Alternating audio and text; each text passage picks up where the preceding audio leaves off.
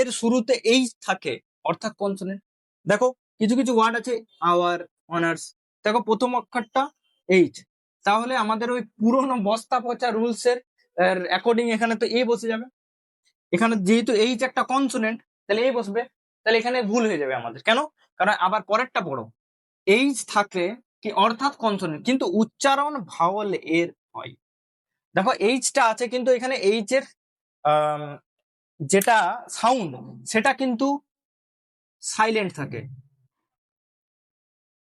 H এর silent কিন্তু silent থাকে, সরি এইচ এর সাউন্ড সাইলেন্ট থাকলো। তাহলে দেখো আওয়ার, এখানে হাওয়ার আমরা বলি না, হয়ের সাউন্ড আমরা আনি না, অয়ের সাউন্ড আনি, আওয়ার অ, অ আসছে মানে এ, তাহলে এখানে আমার অ্যান হবে।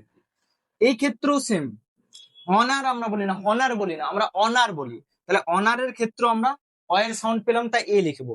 নাম্বার 3 দেখো অনেস্ট ম্যান, এখানে হনেস্ট ম্যান বলি না আমরা, হনেস্ট ম্যান নয় অনেস্ট ম্যান, তাহলে এই এইচটা সাইলেন্ট, এইচ এর ওয়ার্ডটা কিন্তু সাইলেন্ট, তাই এখানেও আমাদের অ্যান এর ইউজ হবে।